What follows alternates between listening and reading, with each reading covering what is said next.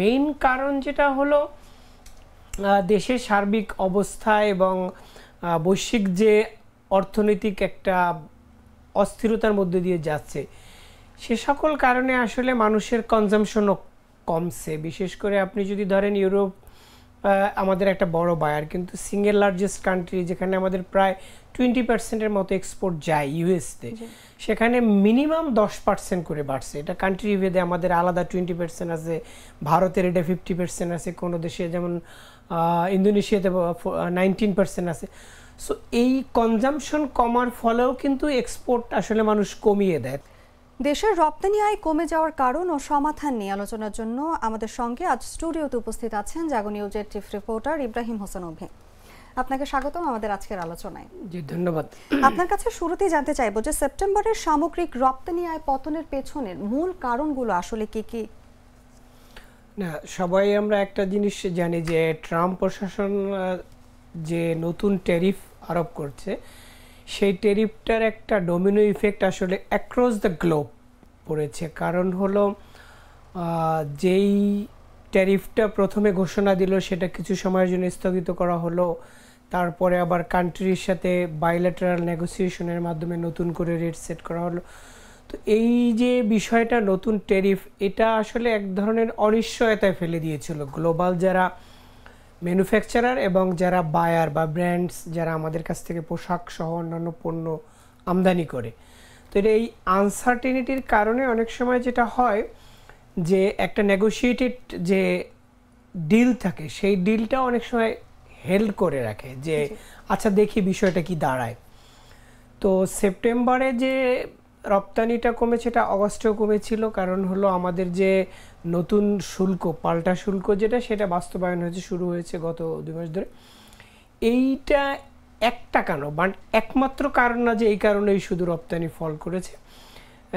আমরা যতটুকু জানতে পেরেছি ম্যানুফ্যাকচারার এবং এক্সপোর্টারদের সাথে কথা বলে, অনেক বায়ারই তাদের যে অর্ডারগুলো ছিল সেগুলো আসলে ট্যারিফ রেটটা কখন বাস্তবায়িত হবে বা রেটটা কী হবে সেইটা নিশ্চিত হওয়ার জন্য কিছুটা ধীর গতিতে গিয়েছে, যার ফলে এর একটা বড় প্রভাব পড়েছে। এবং এছাড়া আর একটা কারণ মনে করা হচ্ছে, সেটা হলো যে আপনি জানেন যে আমাদের দেশে গত বছরে যে গণ অভ্যুত্থানটা হলো, সেই গণ অভ্যুত্থানের ফলে আমাদের জুলাই মাসে আন্দোলন ছিল, অগস্টেও সে একটা বড় প্রভাব ছিল। তো জুলাই আগস্টের একটা বড় ধরনের স্টাক অবস্থা ছিল রপ্তানি করার ক্ষেত্রে, সেটা ফ্যাক্টরি বলেন কিংবা শিপমেন্টের ক্ষেত্রে। তো জুলাই এবং আগস্টের শিপমেন্টটা কিন্তু পরবর্তীতে সেপ্টেম্বর মাসে একটু বেশি পরিমাণে একসাথে শিপমেন্টটা হয়েছে, ফলে গত প্রিভিয়াস 2 মান্থসের ইফেক্টটা আইসা জুলাইতে পড়ে একটু জুলাইয়ের অ্যামাউন্টটা বেশি দেখাইছে। তো এই বছরে যেহেতু একটা কন্টিনিউটি ছিল, ওই ধরনের ডিসরাপশন ছিল না, ফলে সেটাও মনে করা হচ্ছে যে যেহেতু ওই সময় একটু বেশি ছিল, সেই জন্য এই বছরের তুলনামূলকভাবে কম হতে পারে।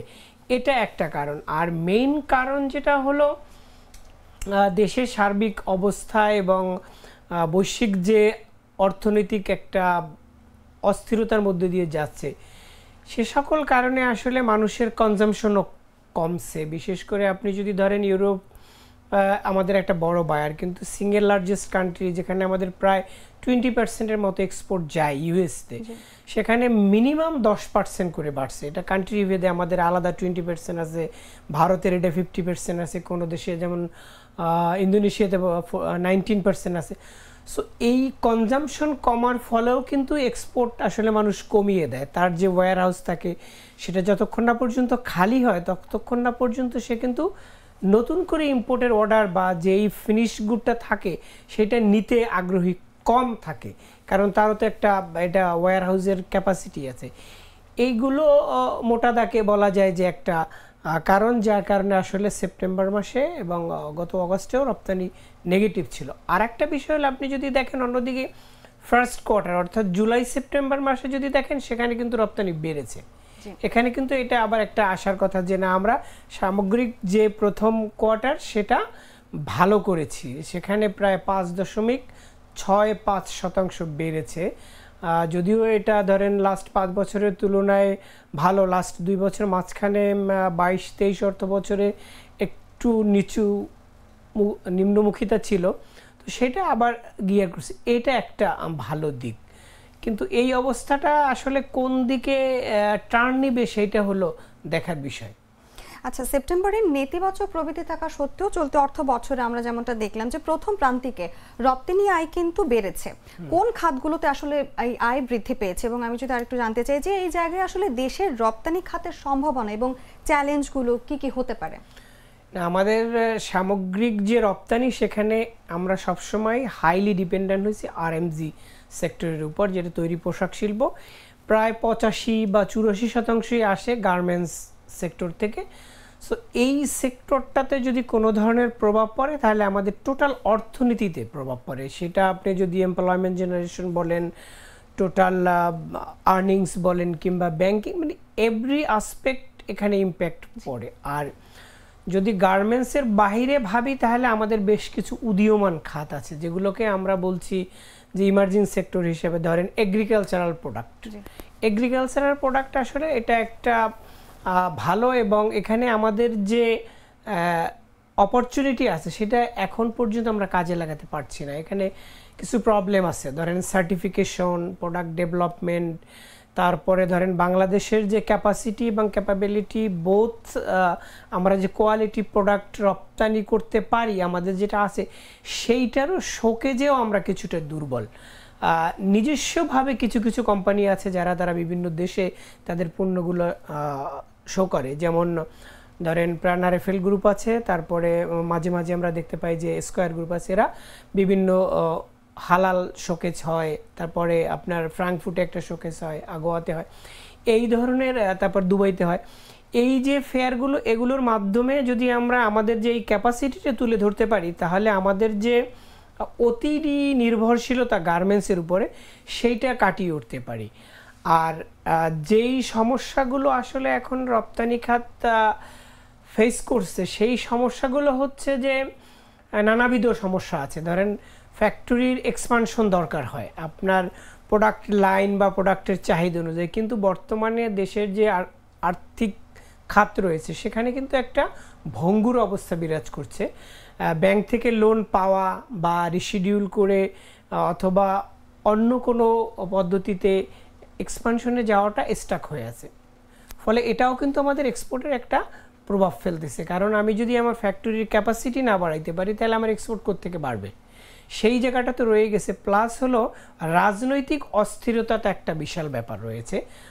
সবাই যে শুধু ব্যাংক নির্ভর তা না, কারো কারো হাতে তার সারপ্লাস মানি আছে, সে এটাকে বিনিয়োগ করতে চায়, সে তার ফ্যাক্টরির ক্যাপাসিটি বাড়াতে চায় বা বিনিয়োগ করে আরও নতুন ফ্যাক্টরি এস্টাবলিশ করতে চায়। কিন্তু রাজনৈতিক অস্থিরতা সবসময় বিনিয়োগকে নিরুৎসাহিত করে। এখন মানুষের ভিতরে যারা আমাদের বিনিয়োগকারী রয়েছেন, দেশি এবং বিদেশি, সবাই অপেক্ষা করছে যে কবে একটা সুশৃঙ্খল এবং নির্বাচিত সরকার আসবে। নির্বাচিত সরকার আসলে দেশের বাণিজ্যিক যে নীতিমালাগুলো সেটা কিভাবে হবে, কোনভাবে দেশ কোন নীতিতে চলবে, সেটার একটা পরিষ্কার ধারণা চায় মানুষ। সেই ধারণাটা যেহেতু পাচ্ছে না, কিছুটা একটু অস্থিরতার মধ্যে দিয়ে যাচ্ছে, ফলে এখানে এইটাও একটা বড় সমস্যা হয়ে দাঁড়িয়েছে। সেটা তার পাশাপাশি আপনি যদি দেখেন যে বৈশ্বিক যে অবস্থা, রাশিয়া ইউক্রেন বলেন কিংবা ইরান, মধ্যপ্রাচ্যের যে অবস্থা, ইসরায়েল ফিলিস্তিন নিয়ে যে যুদ্ধ একটা অবস্থা চলছে, সামগ্রিক পরিস্থিতি কিন্তু আসলে ব্যবসার জন্য না, এটা আমাদের যেরকম দেশীয় দিক থেকেও রয়েছে এবং বৈশ্বিক পরিস্থিতিতে একই অবস্থা বিরাজ করছে। ফলে অর্থনৈতিক যে গতি সেটা ফেরার জন্য আসলে আমাদের দেশেও যেরকম একটা স্থিতি অবস্থা দরকার আছে, এবং বৈশ্বিক রাজনৈতিক এবং অর্থনৈতিক যে ডিলেমা বা যে ক্রাইসিসগুলো রয়েছে সেগুলো যদি একটা নতুন শেপ না নেয় তাহলে এটা কন্টিনিউ করবে। এবং এটা আমাদের জন্য, যেহেতু আমরা অনেক ক্ষেত্রেই এক্সপোর্ট নির্ভরশীল দেশ, আমাদের ফরেন কারেন্সির ক্ষেত্রে দুটো সেক্টর, একটা হলো আমাদের রেমিটেন্স, একটা হলো রপ্তানি, সেখানে আমাদের বড় চ্যালেঞ্জ থেকেই যায়। তবে দেশীয়ভাবে যে জিনিসগুলো আমরা উত্তরণের পথ দেখাতে পারি, আপনার একটা দেশ, আমাদের ধরেন প্রোডাকশন কস্ট বেড়ে যাচ্ছে, আমাদের কম্পিটিটিভনেস আমরা হারাচ্ছি, সেইখানে সরকারের একটা জায়গা আছে যেটা সরকার কাজ করতে পারে, যে কোন কোন ক্ষেত্রে আসলে আমাদের হাত দিলে আমাদের প্রোডাকশন কস্টটা কমাতে পারি। আমাদের সাম্প্রতিক সময়ে আমাদের পোর্টের যে চার্জ সেটা বাড়িয়েছে, ইন্টারেস্টের বাড়ে, মাঝে মাঝে আমাদের গ্যাস ক্রাইসিস থাকে। তো সরকারের সেখানে উচিত হবে, যেহেতু আমরা গ্লোবালি কম্পিটিটিভ থাকতে চাই, সেই ক্ষেত্রে যেই জায়গাগুলোতে পলিসি সাপোর্ট দেওয়ার মাধ্যমে আসলে প্রোডাকশন কস্টটা একটা রিজনেবল জায়গায় রাখা যায়, যাতে আমরা আমাদের যে প্রতিযোগী দেশগুলো আছে তাদের সাথে প্রতিযোগিতায় টিকে থাকতে পারি এবং একটা রিজনেবল কস্টে এক্সপোর্ট করতে পারি প্রোডাক্ট। সেই বিষয়গুলো অবশ্যই লং টার্মে যদিও তাদের দ্বারা পসিবল হবে না, কারণ তারা একটা অন্তর্বর্তীকালীন সরকার, সাময়িক সময়ের জন্য কিছু অ্যাডহক বেসিস পলিসি ইমপ্লিমেন্ট এবং পলিসি নেওয়া উচিত, যেটা আসলে ব্যবসায়ীদের জন্য ব্যবসাকে এই ক্রিটিক্যাল মোমেন্টে একটা ওভারকাম করার সুযোগ তৈরি করে দিবে। আমি আপনার সাথে একমত। আসলে যেমনটি বলছিলেন যে রাজনৈতিক অস্থিরতা ও রপ্তানি খাতে নেতিবাচক প্রভাব ফেলছে। ইউরোপীয় ইউনিয়ন সহ বিকল্প বাজারগুলোতে আমরা যেমনটা জানি যে চীন ও ভারতের প্রতিযোগিতা, এবং যদি বলি যে যুক্তরাষ্ট্রের অতিরিক্ত শুল্ক চাপ একটা প্রভাব ফেলছে, তো সেক্ষেত্রে বাংলাদেশের রপ্তানি টিকিয়ে রাখার জন্য এটা আসলে কতটা চ্যালেঞ্জ আনতে পারে, বা এটা মোকাবিলার জন্য আমাদের কি করণীয়? না, আর একটা বিষয় আমি যেটা হয়তো একটু স্কিপ করে গেছি, সেটা হলো জুলাই সেপ্টেম্বর যে পিরিয়ডটা বা অক্টোবর, এটা কিন্তু একটা লিন পিরিয়ড বলা হয়। এই সময় এমনিতেই একটু ওয়ার্ক অর্ডার কম থাকে, যেহেতু এটা একটা সিজনাল প্রোডাক্ট। ধরেন শীতের সময় এক ধরনের প্রোডাক্ট, আবার সামারে এক ধরনের, স্প্রিং এক ধরনের প্রোডাক্ট নির্ভর করে। কিন্তু বৈশ্বিক যে ক্রাইসিসটা induced by Trump administration reciprocal tariffs, সেইটার কিন্তু আমাদের প্রথমে যেভাবে ভাবা হয়েছিল যে আমরা হয়তো একটা গভীর খাদে পড়ে যাব, কিন্তু এইটা মূলত আমাদের জন্য এক ধরনের আশীর্বাদ হয়ে আসছে। ধরেন ইন্ডিয়াতে যেখানে 49%, মানে 50% বলতে পারি, সেইটা ইন্ডিয়াতে এখন মানুষ কার্যাদেশ দেওয়ার ক্ষেত্রে অনেকবার ভাববে, কারণ আমাদের সেটা 20%। এটা একটা বিষয়। চায়নার থেকে মানুষ যে অর্ডারগুলো শিফট করছে সেটা বাংলাদেশের দিকেই আসছে, কারণ হলো এখন যতগুলো দেশের সাথে নতুন করে রেসিপ্রোকাল ট্যারিফ ইম্পোজ করা হয়েছে, সেখানে বাংলাদেশের অবস্থান ভালো, যদিও 2-1টা দেশে 2-1% কম আছে, কিন্তু তাদের তুলনায় আমাদের যে ইনস্টলড ক্যাপাসিটি, আমাদের ওয়ার্কারের যে দক্ষতা, আমাদের যে কমিটমেন্ট টুয়ার্ডস বায়ার, এগুলো অনেক তাদের তুলনায় ভালো, এবং বায়ারদের একটা আস্থা আছে এবং দীর্ঘদিনের রিলেশনশিপ, ফলে এটা আমরা কাজে লাগাতে পারবো। আর আপনি যেটা বলছিলেন যে ইউরোপীয় ইউনিয়ন, এখানে ইউরোপীয় ইউনিয়নে একটা বড় অংশ আমাদের যায়, কিন্তু আমি গতকালকেই কয়েকজন ব্যবসায়ীর সাথে কথা বলছিলাম, তারা ইন্টারেস্টিং বলতেছে যে যেখানে আমাদের ইউরোপীয় ইউনিয়নে চায়না কিংবা ইন্ডিয়া মুভ করার কথা ছিল, কিন্তু আপনি জানেন যে এটা কিন্তু একটা সিজন এবং 3 মান্থস প্যাটার্নে চলে আমাদের গার্মেন্টসের ওয়ার্ক অর্ডারটা। তো সেখানে আমাদের যে ইনফ্লো আসছে পরবর্তী সিজনের জন্য, সেখানে আমরা ইউরোপীয় ইউনিয়ন এবং ইউএসএ দুটোতেই আমাদের ট্রেন্ড গুড, যেটা নেগোসিয়েশন ডিল মানে কোয়ারি সিক করতেছে। সো এইটা সমস্যা হবে না। সমস্যাটা যেটা হবে, আমি যেটা একটু আগেই বলছিলাম, যে আমরা কাজের যে ফ্লো আসবে আমাদের কাছে, সেইটা কিভাবে প্রপারলি এবং টাইমলি এক্সিকিউট করতে পারি, সেইখানে হলো গভর্নমেন্টের পুরো বিষয়টা। পোর্টের এফিসিয়েন্সি বেড়েছে আমরা বলবো অবশ্যই নতুন অন্তর্বর্তী সরকারের কিছু উদ্যোগের জন্য, কিন্তু সেটাকে আরও কত এফিশিয়েন্ট এবং রিজনেবল কস্টে আমরা সার্ভিস প্রোভাইড করতে পারি, প্লাস হলো ব্যাংকিং সেক্টরটাকে একটা সাপোর্টিভ রোল পালন করার জন্য একটা পাথ তৈরি করে দিতে হবে, যাতে কোনোভাবেই বিনিয়োগকারীরা কোনো ধরনের সমস্যার সম্মুখীন না হয়। ইভেন ইন্ডিয়ার থেকে প্রচুর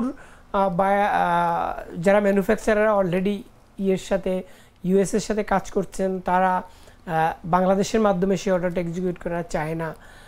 তারপরেও আমি বলবো যে আমাদের যে ইউএস কিংবা ইউরোপীয় ইউনিয়নভুক্ত দেশগুলোর বাইরে যে দেশগুলো রয়েছে, সেইখানে আসলে আমাদেরকে পেনিট্রেট করার জন্য নতুন ইনিশিয়েটিভ নিতে হবে, সেখানে আমরা চুক্তি করা। কিন্তু আমি একটা জিনিস বলতে চাই যে আসলে গার্মেন্টসের বিষয়টা আমাদের জন্য যেরকম অপরচুনিটি, আবার এক ধরনের থ্রেট ইন লার্ক অলওয়েজ, কারণ একই নির্ভরশীলতা। আমাদের অন্যান্য যে প্রোডাক্টগুলো বললেন, ধরেন আমাদের ফার্মাসিউটিক্যাল প্রোডাক্ট যেটা, সেটা কিন্তু আমরা গত কয়েক বছর বেশ ভালো এক্সপোর্ট হয়েছে। এবং আপনি যদি দেখেন যে নন লেদার শুজ, যেটা আমরা ফুটওয়্যার, মানুষের লাইফস্টাইল এবং আমাদের ক্লাইমেট চেঞ্জের কারণে আমাদের কিন্তু প্যাটার্ন চেঞ্জ হচ্ছে সব কিছুতেই। তারপরে আপনি যদি দেখেন যে আমাদের চামড়া শিল্প বেশ কয়েক বছর ধরে নেগেটিভ ছিল এবং একটা বড় সমস্যা ছিল রিলোকেশন অফ ট্যানারিজ। সেই জায়গাটা একটা বড় প্রবলেম এখনও রয়ে গেছে, সেটা হলো আমাদের সেন্ট্রাল ট্রিটমেন্ট যেটা সিটিবি বলা হয়। সেই জায়গাটা যদি আমরা কাজে লাগাতে পারি, কারণ এটা মাত্র 1 বিলিয়ন বা 1 পয়েন্ট সামথিং এখানে ঘুরপাক খাচ্ছে, এটাকে আমরা ইজিলি কিন্তু 2 বিলিয়ন বা 3 বিলিয়ন অথবা 5 বিলিয়নও যেতে পারে। আমাদেরকে আমাদের যে অল্টারনেটিভ অ্যাভিনিউগুলো রয়েছে সেই অ্যাভিনিউগুলো এক্সপ্লোর করা, এবং এইখানে হলো আমি বলবো যে আমাদের যে কমার্স মিনিস্ট্রি প্লাস হলো আমাদের এক্সপোর্ট প্রমোশন ব্যুরো, এদেরকে আসলে এখন রাস্তা তৈরি করে দেওয়া। আমাদের যে এন্টারপ্রেনার আছেন তারা তাদের নিজেদের দিয়েই অনেক কাজ করছেন, যার ফলে এগুলো হচ্ছে। কারণ আপনাদের একটা সেক্টরের উপরে যদি আপনি 80 থেকে 85% নির্ভরশীল হন, তাহলে কিন্তু এইটা খুবই ভালনারেবল সিচুয়েশনে থাকি আমরা, যেটা আমাদের কোভিডের সময় দেখেছি।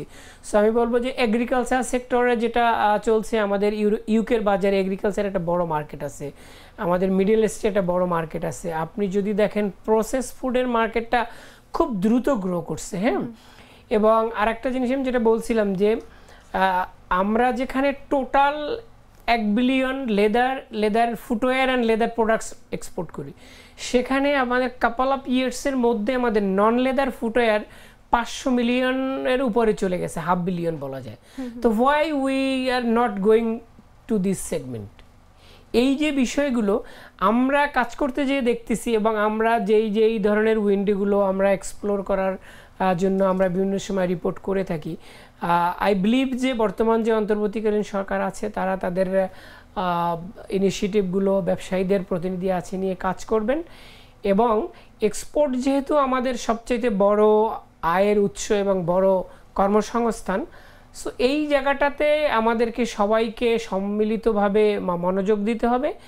আর যারা এক্সপোর্টার রয়েছেন তারা আরও একটা জিনিস আমার একটু বাদ পড়েছে, সেটা বলবো যে গত বছরের অভ্যুত্থানের ফলে আমাদের বেশ কিছু ব্যবসায়ী যাদের পলিটিক্যাল লিঙ্ক আপের কারণে, যারা হয়তো পতিত সরকারের সাথে রাজনীতিতে যুক্ত ছিলেন সরাসরি, কেউ কেউ ইনডিরেক্টলি ছিলেন, তাদের ব্যবসায় কিছুটা হলেও একটা প্রভাব পড়েছে। যেমন 2 থেকে 3 জন ব্যবসায়ী রয়েছেন, তাদের ব্যবসায়, যেমন কালকে কথা হচ্ছিল যে নাসা গ্রুপের প্রায় 28,000 লোক কাজ করে তার ফ্যাক্টরিতে, তো সেই ফ্যাক্টরিটা ক্লোজ হয়ে যাচ্ছে ডিসেম্বরের মধ্যে, সব কিছু। তারপর বেক্সিমকো গ্রুপ ছিল, এইটার যে একটা ম্যানুফ্যাকচারিং ক্যাপাসিটি ছিল সেটা তো আমরা হারালাম। হ্যাঁ, তো এই এরকম বেশ কিছু আছে। তো এই রাজনৈতিক যে বিষয়গুলো আমাদের ব্যবসার সাথে জড়িয়ে যাওয়া, এইটা কিন্তু আমাদের অর্থনীতির জন্য একটা অন্তরায় হয়ে দাঁড়িয়েছে। কারণ আমি এর আগে আমি একদিন এখানেই বলেছিলাম যে ব্যাংকিং খাত একটা বিশেষ গোষ্ঠীর জন্য। I think we should work for the country, not for a particular group or vested quarter. যদি আমরা সমন্বিতভাবে কাজ করি, আমাদের স্বপ্ন ডেভেলপড কান্ট্রি হব, আমরা ডেভেলপিং কান্ট্রির একদম দ্বার প্রান্তে, তো সেই জায়গাগুলোতে রাজনীতি এবং অর্থনীতি আলাদা রেখে দেশের স্বার্থে যদি সবাই আমরা কাজ করি, তাহলে আমাদের যে এক্সপোর্ট আছে, আমি আশা করছি যে নভেম্বর ডিসেম্বরে আবার আমরা সঠিক পথে ফিরে আসব। এবং যদিও এখানে এখনও সিঙ্গেল ডিজিট গ্রোথে আছি আমরা, this should be double digit growth, কারণ আমাদের অর্থনীতির যে প্রজেকশন রয়েছে সেটা যদি আমরা অ্যাটেন্ড করতে চাই, তাহলে আমাদের অবশ্যই ডাবল ডিজিট গ্রোথ দরকার, এবং সেই দিকে ব্যবসায়ীরাও মুভ করবেন, সরকারও তার policy support, law enforcing agency বিশেষ করে নির্বাচনকালীন সময়ে একটা সুষ্ঠু পরিবেশ বজায় রাখার প্রতি নজর দিবেন। আপনি খুবই সুন্দর করে বলছিলেন। আমরা আলোচনার আসলে একদম শেষ পর্যায়ে চলে এসেছি। শেষ করার আগে আপনার কাছে আর একটু জানতে চাইবো যে রপ্তানিকারকদের ধৈর্য ধরে আন্তর্জাতিক ক্রেতাদের চাপ সামলানোর জন্য বলেছেন বিশেষজ্ঞরা, আসলে বাস্তবে তা কতটা কার্যকর হতে পারে, এবং আমি যদি আরেকটু যোগ করি যে দীর্ঘমেয়াদে রপ্তানি পুনরুদ্ধারের জন্য আর কি কি পদক্ষেপ নেওয়া যেতে পারে বলে আপনি মনে করেন? না, দীর্ঘমেয়াদে প্রভাব ধরেন হলো একটা, যদি বলি ধরেন একজন লোক যখন একটা পণ্য রপ্তানি করে, সে তার একটা প্রফিট মার্জিন টার্গেটে রাখে যে 2%, 3% or 1% যখন, কিন্তু বৈশ্বিক যে প্রভাব তার কারণে হচ্ছে কি আমাদের প্রোডাক্টের ইউনিট প্রাইসটা কমে যাচ্ছে কম্পিটিটিভনেসের কারণে। তো অনেক সময় কি করে, একজন বায়ার যখন প্রাইস কমায় তখন সে আসলে ওইটাকে অ্যাডজাস্ট করতে চেষ্টা করে, তার ক্যাপাসিটি বাড়ানোর জন্য লেভারেজ করে। কিন্তু বর্তমানে আমি শুরুতেই যে কথাটা বললাম যে ইনভেস্টমেন্ট স্টাক থাকার কারণে কিন্তু সেটা হচ্ছে না। তো সেই ক্ষেত্রে আমাদের বাংলাদেশের বেস্ট উদাহরণ ইনসেন্টিভ দেওয়ার ক্ষেত্রে যেটা গার্মেন্টস সেক্টর, এই সেক্টরটা কিন্তু ইনসেন্টিভ পেয়ে এবং বিভিন্ন সুবিধা পেয়ে আজকে একটা বড় ধরনের সেক্টর এবং আমাদের ইকোনমির অন্যতম কন্ট্রিবিউটর হিসেবে দাঁড়িয়েছে। তো সেই ক্ষেত্রে যদি গ্লোবাল এই বৈশ্বিক পরিস্থিতিটা প্রলং হয়, সেক্ষেত্রে আমি মনে করি সরকার চাইলে যেই যেই জায়গাগুলোতে অতীতে ইনসেন্টিভ ছিল সেই ইনসেন্টিভটা ধরে রাখা, না কমিয়ে বরং কোনো ক্ষেত্রে অ্যাসেস করে যেই সেক্টরগুলো আসলে রিয়েলি প্রবলেম ফেস করছে সেখানে ইন্ট্রিম সময়ের জন্য একটা ইনসেন্টিভ দিতে পারে, যাতে সে পণ্যটা রপ্তানি করে তার কিছুটা হলেও প্রফিট থাকে, নেগেটিভ ইকুইটিতে যাতে না যায়, সেই জায়গাটা একটা অবশ্যই রয়েছে। আর ব্যবসায়ীদের দিক থেকে আমরা যেটা বলবো, তারা তো আমাদের চেয়ে অবশ্যই বিজ্ঞ এবং তারা তাদের নিজেদেরকে টিকিয়ে রাখতে, সাস্টেন করার জন্য তারা অবশ্যই ধৈর্য ধরবেন। যেটা অর্থনীতিবিদরা বলে যে সবসময় আসলে ইকোনমিতে একটা ইউ শেপ বলে একটা থাকে, ভি শেপও হয়, ইউ শেপও হয়। তো আমাদের কালকে বিজিএমইর একজন নেতা বলতেছিলেন যে আমরা এই যে 2 থেকে 3 মাস যেটা একটু ডাউন ট্রেন্ড দেখছি, এইটা আমাদের এমন হইতে পারে ভি শেপ গ্রোথ হইতে পারে, যে পড়ে যাচ্ছে কিন্তু এটা পুরো ভি শেপ গ্রোথে যায়নি। এটা আবার ধরেন 2 মাস 3 মাসে পরে একটা টার্ন দিবে, কারণ ওনাদের যে কোয়ারি, মানে আমরা এটাকে যদিও টেকনিক্যাল টার্ম, কোয়ারি মানে আমি তোমার কাছ থেকে কি কি পণ্য নিতে পারি, দিতে পারো তুমি কি, এই ধরনের যে কোয়ারিগুলো এখন নেগোসিয়েশন চলছে, সেইটার ট্রেন্ডে কিন্তু আমরা পজিটিভে আছি এবং এটা ঘুরে দাঁড়াবেই। বাট প্রবলেমটা যেটা আমি বললাম যে হলো, যদি কোনো একটা স্পেসিফিক প্রোডাক্ট বা কোনো একটা স্পেসিফিক সেক্টর ক্রাইসিস মুমেন্টে, তাকে আমরা কি করতে পারি, আমরা লাইফ সাপোর্ট দিয়ে যেরকম মানুষকে বাঁচিয়ে রাখে সেই ধরনের, but this should be on impact assessment.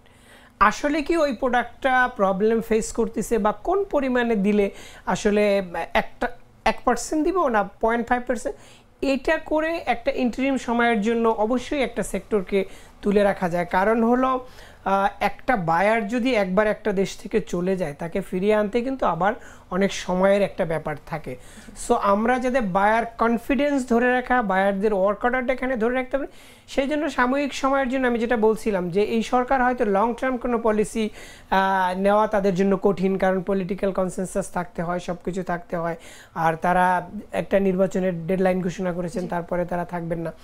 সেই ক্ষেত্রে আমি অবশ্যই বলবো যে একটা ইন্টারিম সময়ের জন্য যদি প্রয়োজন হয়, সেটা এর প্রকৃত কারণ উদ্ঘাটন করা, যে অগস্ট এবং সেপ্টেম্বরে যে নেগেটিভ গ্রোথ হলো, এটার প্রকৃত কারণ অ্যানালিসিস করে সেই ডায়াগনোসিসের ভিত্তিতে আসলে সরকার এবং পলিসি মেকার প্লাস ব্যবসায়ীরা মিলে জয়েন্ট একটা এফর্টস দিতে হবে যে আমরা এই জায়গাগুলোতে দুর্বল আছি, এটা আমাদেরকে ওকে করলে আমরা আসলে টিকে থাকতে পারবো। আমি মনে করি এটা সম্ভব এবং তারা সেটা করবেন। আমাদেরও প্রত্যাশা থাকবে সকল প্রতিকূলতা কাটিয়ে যেন বাংলাদেশের রপ্তানি খাত ঘুরে দাঁড়ায়। আপনাকে অসংখ্য ধন্যবাদ আমাদের আজকের আলোচনায় যুক্ত হওয়ার জন্য। দর্শকদেরকেও ধন্যবাদ এবং আমাদের সাথে থাকবেন, আমাদের সবসময় দেখবেন। ধন্যবাদ।